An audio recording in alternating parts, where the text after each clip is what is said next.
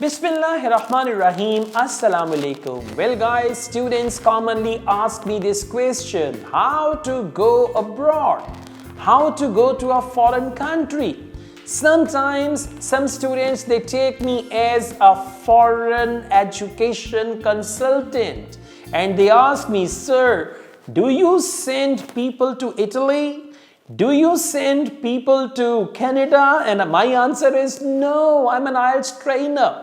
Okay, but as my students, they go to foreign countries, so I've got some idea how to start it and all that. Okay, now the first thing is you need to see what is your last qualification and when did you pass that qualification.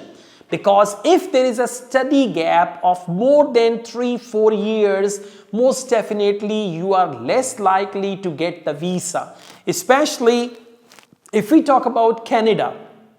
Now, Canada doesn't see that after 15 years now you realize that you need to study more. So the chances of getting the visa, they are very less as compared to the other ones, right? So the first thing is you need to see what is your last degree and when did you pass it. Students commonly go abroad after their intermediate, or in India we call it +2.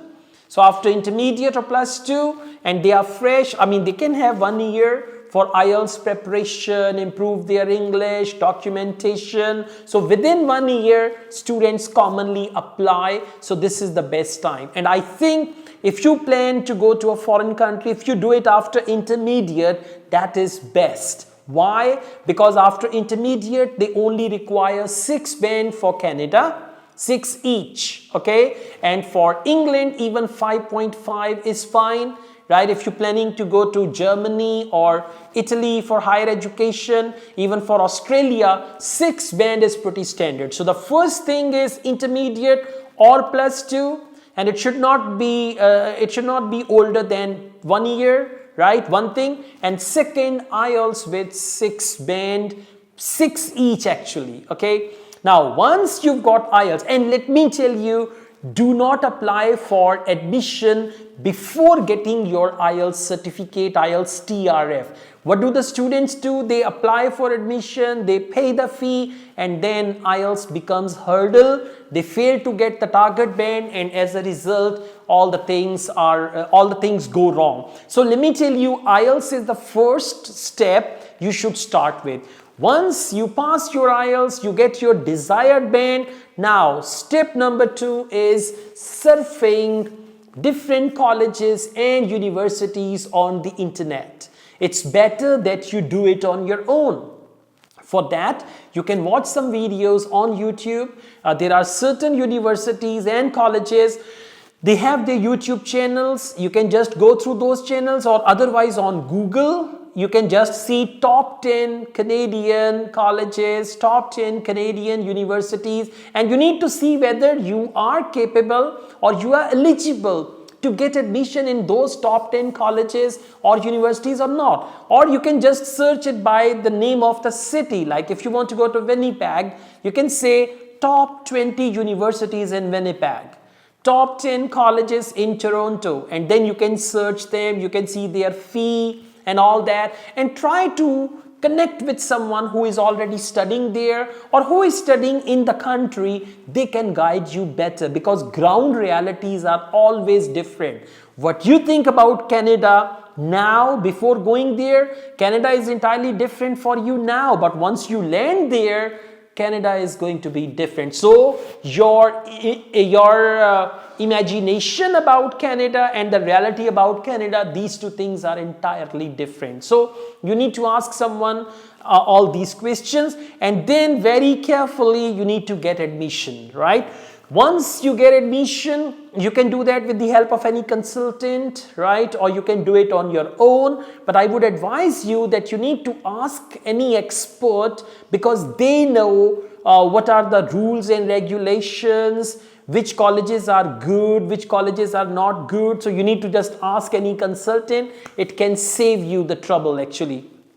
Now, Let's see, once you get admission, after getting admission, you need to see your bank statement, right? If it is Canada, you need to see SDS, Student Direct Stream or normal one, right? And then you need to write, most importantly, that is what we say, statement of purpose.